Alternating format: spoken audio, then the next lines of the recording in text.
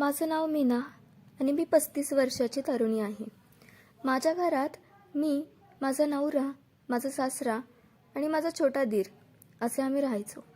माझा नवरा हा कामानिमित्त मुंबईला असायचा आणि मी गावी असायचे. दीर हा रोज कॉलेजला जायचा आणि घरी हा रिटायर झालेला सासरा असायचा. माझी सासू ही कोरोनामध्येच मेली होती. तसं माझा सासरा एकटाच होता आणि मला त्याची सेवा करावी लागायची. माझ्या सासऱ्याची नजर ही खूप वाईट होती. त्याला गावातील सर्व बायका शिव्या द्यायच्या. त्याच्या तोंडाकडे देखील कोणती बाई बघत नव्हती. एवढा तर तो नालायक होता असे सर्वजण म्हणायचे. परंतु तो माझ्यासोबत अतिशय चांगला वागायचा, कारण त्याला माहीत होतं की त्याला खाऊ पिऊ घालणारी फक्त मी एकटीच होते. माझा नवरा हा वर्षभरानंतर घरी यायचा. नुकतंच लग्नाला माझ्या 1 वर्ष झालं होतं.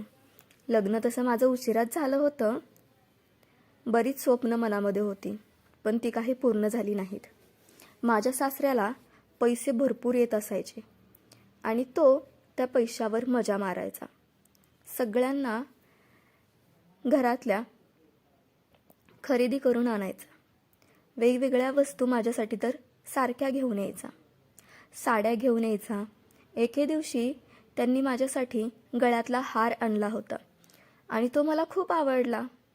मी किंमत विचारली तर 60,000चा गळ्यातला हार मला सासरा घेऊन आला होता. मी त्यांना म्हणाले की आबा, एवढा महागडा हार कशाला आणला? आमच्या सासऱ्याला आम्ही सगळेच आबा म्हणायचो.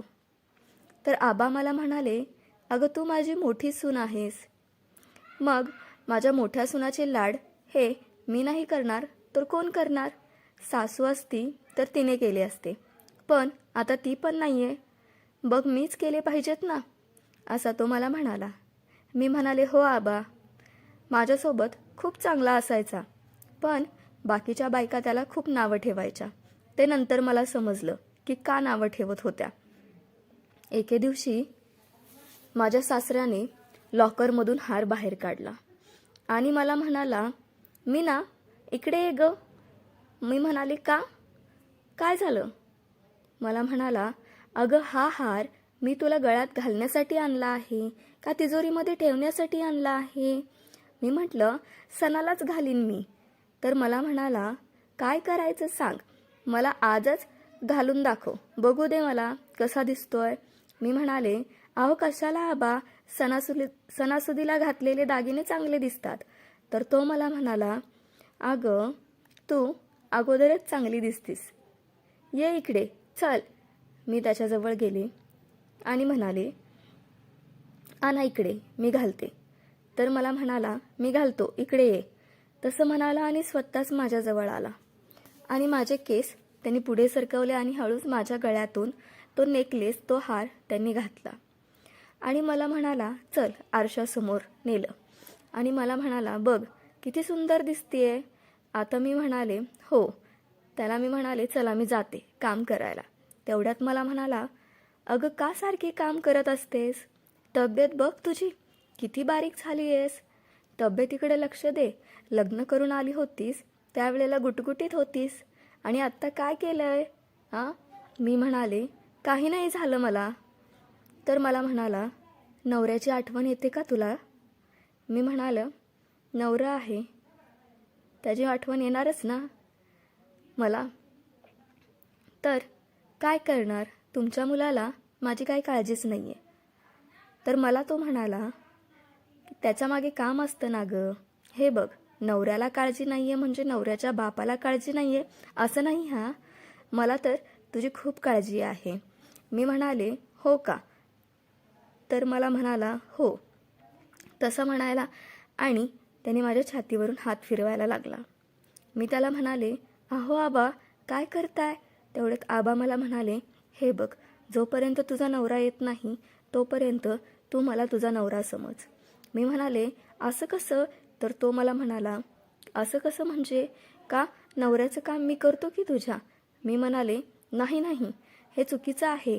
तरी आबा माझ्या छातीवरून हात फिरवत होते आणि हात फिरवतच राहिले. छातीवर हात फिरवत फिरवत त्याने माझी छाती दाबायला सुरुवात केली. माझ्या पाठीवरून हात फिरवायला सुरुवात केली आणि माझी पाठ चोळायला सुरुवात केली. गळ्यावर पप्पी घ्यायला सुरुवात केली. मला काही समजेना की काय करायचं. एकतर घरामध्ये कोणीच नव्हतं, आवाज दिला तरी कोणी येणार नव्हतं. मी त्याला म्हणाले, आबा तुम्ही हे काय करताय, तुम्हाला समजते का तरी? आबा मला म्हणाला, मला सगळं समजतंय, मी फक्त माझ्या सुनेला गुटगुटीत करायचा प्रयत्न करतोय, तू एकदम गुटगुटीत झाली पाहिजेस. आबा एकदम रोमॅन्टिक मूडमध्ये आला होता आणि माझं शरीर दाबून त्याने माझंसुद्धा मूड तयार केला होता. माझ्या तोंडातून वेगवेगळे आवाज निघत होते. आबा मला म्हणाले, का गं, काय होते? मी म्हणाले, आता मला सहन होईना. आबा मला म्हणाले, चल घरामध्ये. आबाने मला त्याच्या बेडरूममध्ये नेलं आणि मला म्हणाला, हे बघ, तू जशी अगोदर होतीस तशीच मला आत्ता पण पाहिजे. मी म्हणाले, हो. आणि आबांनी त्यांचं धोतर सोडलं आणि माझी साडी फेडली आणि मला बेडवर झोपवलं आणि माझ्याकडे नुसतंच बघत उभे राहिले. मी म्हणाले, या की जवळ, का नुसतंच उभं राहणार आहे? तसं मी म्हणाले की आबा माझ्या जवळ आला आणि माझा हनीमून हा माझ्या सासऱ्यासोबत म्हणजेच आबासोबतच झाला. आबांनी मला अख्खा दिवस सोडलं नाही. आबांच्यात माझ्या नवऱ्यापेक्षा जास्त ताकद होती आणि त्याला अनुभव पण जास्त होता ना, त्यानुसार तो सगळं काही करत होता. आबा त्याची ताकद लावून प्रेम करत होता. मी त्याला म्हटलं, काय वय झालंय म्हणून होईना का? तर आबा मला म्हणाला, तरुण पोरापेक्षा जास्त रस आहे माझ्यात. मी म्हणाले, हो का? तसं म्हटल्यानंतर मग आणखीन जोरजोरात त्यांनी काम सुरू केलं. तरीही मी दमले नाही. मी 1 तास 2 तास झालं आबा स्वतःहून दमून बाजूला झाले. मी म्हणाले, का? तर आबा मला म्हणाले, थोडंसं दमलोय मी. मी म्हणाले, चला, काय दमता तुम्ही, चला लवकर. असं म्हटलं की पुन्हा आबा माझ्यावरती झोपले आणि आबा मला म्हणाले, आता बघ, एकदम गुटगुटीत होशील तू. मी म्हटलं, हो ना? तर आबा मला म्हणाले, होय ग, आणि हसले. आबाच्या शरीरात खूप ताकद होती, खूप माज होता. आबा खूप रोमॅन्टिक पण होता. मला तर त्यांना माझ्यापासून दूर करू वाटत नव्हतं. मी सतत त्यांना जवळ घ्यायचे. आबांनी मला पूर्ण वेड करून सोडलं होतं. मी स्वतःहून त्यांच्या जवळ जायचे आणि म्हणायचे, तुम्ही माझ्याजवळ या. आबा मला म्हणायचे, थोडं थांब, थोडं थांब. तरीही मी त्यांना थांबू दिलं नाही. त्यांना म्हटलं, तुम्ही थांबायचं नाही अजिबात. आबांनी सर्व काही माझ्यासोबत केलं होतं. त्यांनी मला पूर्ण प्रयत्न केला होता की त्यांनी शरीर सुख देण्याचा आणि मीही त्यांच्याकडून सर्व काही शरीर सुख भोगून घेतलं होतं. दोघांनी आम्ही बेडवरती पाणी केलं होतं. पूर्ण बेड आमचा ओला झाला होता आणि आम्ही दोघेही पूर्णपणे ओले चिंब झालं होतो. आबा खूप आनंदी होता त्या दिवशी आणि मी खूप आनंदी होते. आबांनी त्यांच्या शरीराची पूर्ण भूक भागवली होती आणि माझं शरीर देखील त्यांनी थंडगार केलं होतं. आबा छातीत एवढी ताकदीने दाबत होता की माझ्यातून रक्तच बाहेर त्यांनी काढलं होतं. तरीही मी त्यांना थांबू दिलं नाही. मला जे हवं होतं ते मी करून घेतलं होतं. आबा मला म्हणाले, मला वाटलं नव्हतं की तू एवढी रोमॅन्टिक असशील. मी म्हटलं, का? तर आबा मला म्हणाले, थोडं थांबू देईना झालीस मला. मी म्हटलं, आज तुम्ही थांबायचं नाही. आबा म्हणाले, हो ग, पण उद्या तुला उठायला यायचं नाही. मी म्हटलं, काही नाही होत. तरी मी आबाकडून सर्व काही गोष्टी ह्या करून घेतल्या होत्या. काय करणार, त्या नवऱ्याला अजिबात माझी काळजी नव्हती. 1 वर्ष घरी येत नव्हता. स्वतः मुंबईला राहायचा, मजा मारायचा आणि मला गावाकडे ठेवलं होतं. मग आबा गावाकडे होताच. आबा हा माझं सर्व काही काम करायचा. मला तो काहीही कमी पडू देत नसायचा. जेव्हा आबाला मूड होईल त्यावेळेला तो माझ्याकडे यायचा आणि माझी साडी वर करायचा. मला पण खूप आवडायचं. मी त्याला म्हटलं, काय हो, तुमची बायको तर खूपच नशीबवान असेल ना? मला म्हणाला, ती तर खूप चांगली होती, पण ती तुझ्यापेक्षा चांगली नव्हती. तू खूप चांगली आहेस. तुझ्या शरीराचा प्रत्येक भाग हा एकदम मऊ आहे, गुटगुटीत आहे, एकदम गोल गोल आहे. त्याला माझ्या शरीरावर पप्पी घ्यायला खूप आवडत असायचं. त्याला खूप चांगलं वाटायचं आणि खूप पप्पी घ्यायचा तो आणि म्हणायचा तू खूप मऊ आहेस, खूप सॉफ्ट आहेस. शरीर हे खूप दाबायचा. शरीर दाबून दाबून त्याने माझं लाल लाल केलं होतं आणि मलाही ते खूप आवडलं होतं. जसं तो माझं शरीर दाबेल तसा मूड माझा जास्त व्हायचा. एके दिवशी आबाला मी जवळ घेतलं, जवळ बोलवलं आणि आबाच्या ओठावर किस केला. तो किस खूप मोठा केला आणि तो किस करताना आबांनी माझा होठ चावला. तो ओठ माझा 2 दिवस सुजला होता. तर 2 दिवस मी आबाजवळ गेलेच नाही आणि त्यांना जवळ येऊ दिलं नाही. आबा माझ्यावर रुसला होता. तिसऱ्या दिवशी मी आबाला म्हटलं, का हो, किती दिवस रुसणार आहे? तसं म्हणता क्षणी आबा माझ्याजवळ आले आणि मला म्हणाले, मला माफ कर, माझ्यामुळे तुझ्या ओठाला लागलं. ते तसं म्हणता क्षणी पुन्हा मी जोरात आबाला किस करायला सुरुवात केली आणि आबांचे ओठ मी चोखून चोखून काढले.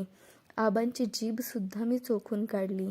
आबाला म्हणलं, तुम्ही माझ्यावर असंच प्रेम करत राहा. आबा मला म्हणाला, हो. आणि पुन्हा आबाने मला त्याच्या रूममध्ये घेऊन गेला आणि माझी साडी वरती केली. मला म्हणाला, आज फक्त थोडाच वेळ. मी म्हणाले, का थोडा वेळ? थोडा वेळ करायचंय तर ताकदीने. तो हसला आणि म्हणाला, हो मॅडम, तुम्ही म्हणाल तसं. मी म्हणाले, चला सुरू व्हा. आबांनी त्यांचं काम सुरू केलं. तेवढ्यातच माझा दीर हा कॉलेजवरून लवकर आला आणि छोट्या दीराने ते सर्व काही पाहिलं. मला तर समजतच नव्हतं की आता काय करायचं. भीती वाटत होती. तो आता त्याच्या मोठ्या भावाला सांगेल की काय.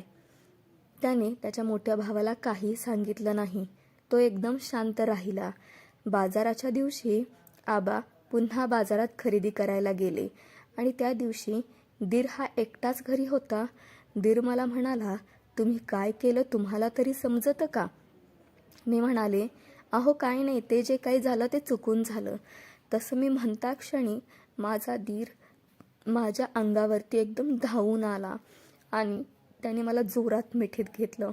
एवढी जोरात त्याने मला मिठीत घेतलं होतं की माझी छाती दुखायला लागत होती.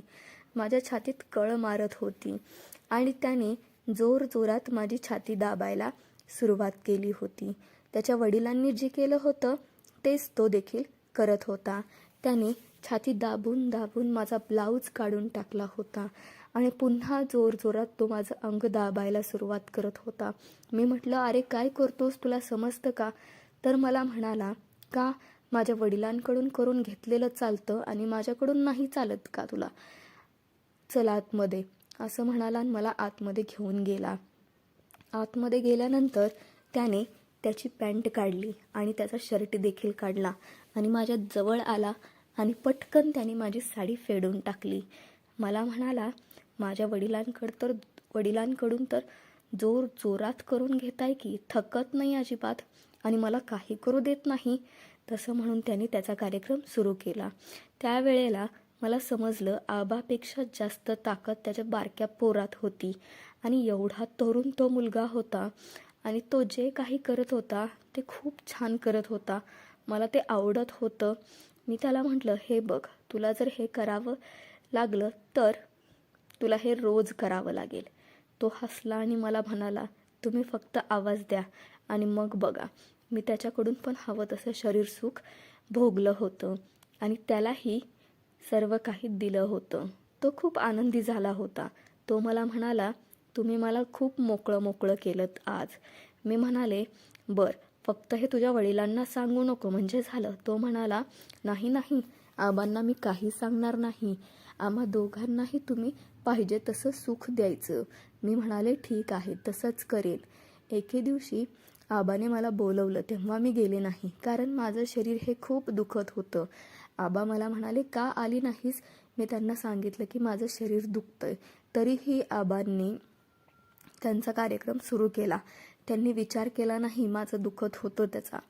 मला त्या गोष्टीचं खूप वाईट वाटलं आणि त्याच दिवशी त्याच रात्री त्यांच्या छोट्या मुलाने सुद्धा हवं तसं सगळं काही केलं. तेही मला आवडलं नाही, मला सहन झालं नाही. मला काही समजत नव्हतं की काय करावं. मी आत्ता ठरवलं होतं की आत्ता हे सगळं बास झालं, खूप झालं, आपण मुंबईला आपल्या नवऱ्याकडे निघून जायचं. मी एके दिवशी लवकर उठून मुंबईला गेले आणि मुंबईला गेल्यानंतर नवऱ्याला भेटले. नवरा मला म्हणाला, एवढी जाड कशी झालीस? मी म्हणाले, काय नाही, गावाकडे जेवण करायचे आणि जास्त आराम करायचे म्हणून जाड झाले. माझा नवरा हा खूप प्रामाणिक होता. खूप प्रामाणिकपणे रात्रंदिवस तो काम करत होता, पैसे कमवत होता. मी हे सर्व काही गोष्टी माझ्या डोळ्यांनी पाहिल्या होत्या. मी जे काही केलं त्याच्यावरती मला माझ्या स्वतःची लाज वाटू लागली होती. आता माझा नवरा मला म्हणाला, आता तू आलीस इकडे, आता बरं झालं, पुन्हा गावाकडे जाऊ नकोस, आपण दोघे इकडेच सेटल होऊया. मी त्यांना म्हणाले, ठीक आहे. ते मला म्हणत होते की आबाला आणि बाबूला पण इकडे आणूया. मी म्हटलं, काही नको, आपण दोघंच राहूया. आणि तेही माझ्या नवऱ्याने माझं ऐकलं. खूप प्रामाणिक होता बिचारा. माझ्या नवऱ्याला पगार देखील खूप चांगला होता. त्याला मुंबईमध्ये त्याचं घर होतं, गाडी होती. मी मस्त त्याच्या घरामध्ये राहायचं ठरवलं. मुंबईला ते मला म्हणाले, आता तू काहीच टेन्शन घेऊ नकोस, बघ खूप पैसे कमवले आहेत, तुम्ही आपल्या मुलांचं काहीच टेन्शन नसेल असं आपण राहायचं. तर तो मला म्हणाला की 2 महिने होऊन गेले तरीही माझ्या नवऱ्याने मला अंगाला हात लावला नव्हता. मी त्याला म्हणाले एके दिवशी की काय हो, मी तुम्हाला आवडत नाही का? तर तो मला म्हणाला, खूप आवडतेस तू मला आणि खूप प्रेम आहे माझं तुझ्यावर. मग मी त्यांना विचारलं की 2 महिने झाले तुम्ही माझ्याजवळ आला नाहीत आणि माझ्या अंगाला हात देखील लावला नाही. तर तो मला म्हणाला, अगं हे बघ, सगळ्या गोष्टी होणार आणि आपण त्या करायच्या देखील, पण त्याच्यातून पुढे जे काय होईल त्याची जबाबदारी अंगावर घेण्यासाठी आपण तेवढं लायक झालं पाहिजे, तेवढे पैसे आपल्याकडे आले पाहिजेत. मला त्यांची गोष्ट पटली. त्यांनी खूप पुढचा विचार केला होता. मी त्यांना म्हटलं की आता बास, खूप पैसे कमवलेत तुम्ही, आता थोडं तुमच्या बायकोकडे पण लक्ष द्या, असं म्हणून मी त्याच्या गळ्यात पडले. माझा नवरा हा सरळ रडू लागला. मला म्हणाला, तुझ्यासारखी बायको भेटायला माझं नशीबच खूप मोठं आहे. मला तुझी खूप आठवण येत होती आणि मी तुला खूप मिस केलं आहे. तसं मला तो म्हणाला. तेवढ्यात मी त्याच्या हातावरती पप्पी घेतली आणि त्याला म्हणाले, खूप चांगले आहात तुम्ही, कशाला मला गावाकडे ठेवलं होतं, एकटेच इकडे निघून आलात. तो मला म्हणाला, अगं हे मुंबई शहर आहे, मला वाटलं तुला इथे करमणार नाही म्हणून मी तुला आणलं नव्हतं, गावाकडे ठेवलं होतं. आता आपण दोघांनी इथेच राहायचं, मी तुला गावाकडे सोडणार नाही. आता आम्ही दोघांनीही सुखाने संसार करायला सुरुवात केली आहे. आता आमच्या लग्नाला 2 वर्षे झालीत आणि मला एक छोटं बाळ देखील आहे. आणि मला हे नक्की माहीत आहे की ते बाळ हे फक्त आणि फक्त माझ्या नवऱ्याचं आहे. खूप आवडीने मी माझ्या बाळाला पिल्लू असं म्हणते. माझा नवरा माझ्यावर खूप प्रेम करतो, खूप काळजी घेतो. मला आणि माझ्या बाळाला काय हवं नको ते सर्व काही तो बघतो. आम्हा दोघांना तो काही कमी पडू देत नाही. फक्त माझ्या आयुष्यामध्ये जे काही झालं ते माझ्या मनामध्येच मी ठेवलं आहे. ते मी कधीच माझ्या मनामधून माझ्या ओठावर आणणार नाही आणि त्या गोष्टीचा परिणाम मी माझ्या नवऱ्यावर कधी होऊ देणार नाही. जर माझ्या नवऱ्याने मला गावी ठेवलं नसतं तर मी माझ्या सासऱ्यासोबत आणि दिरासोबत नको त्या गोष्टी केल्या नसत्या. मला आता माझ्या नवऱ्यासोबत राहायला खूप आवडतं. तो माझ्यावरती खूप प्रेम करतो आणि खूप प्रेमाने आम्ही तिघेजण राहतो. आमचं बाळ देखील खूप छान आहे आणि गुटगुटीत आहे.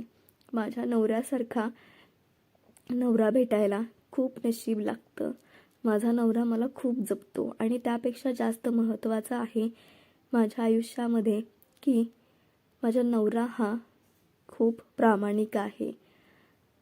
प्रत्येकाने आपलं आयुष्य हे सुखामध्ये जगावं असं मला वाटतं आणि जरी आपल्याकडून आयुष्यामध्ये काही चुका झाल्या असतील, काही चुका घडल्या असतील तर त्या तिथेच सोडून द्याव्यात आणि आपलं पुढचं आयुष्य हे चांगलं जगावं. आपल्या भविष्याचा जास्त विचार करावा आणि आपल्या जास्तीत जास्त चांगला विचार करणाऱ्या माणसांवरती प्रेम करावं. बास, एवढंच. चांगला विचार करा आणि चांगलं आयुष्य जगा. एकमेकांसाठी मनामध्ये चांगले विचार ठेवा. जर आजची ही कथा तुम्हाला आवडली असेल तर या मीनाच्या कथेला जास्तीत जास्त लाईक करा. ही कथा जास्तीत जास्त लोकांपर्यंत शेअर करा आणि आपला सर्वांचा आवडीचा मी आहे मराठी ओनली हा चॅनेल जास्तीत जास्त सबस्क्राईब करून ठेवा. तसेच अशाच अनेक कथा आपल्या चॅनलवरती अपलोड केलेल्या आहेत. त्या कथा तुम्ही जाऊन पहा. कथा तुम्हाला आवडली असेल तर धन्यवाद.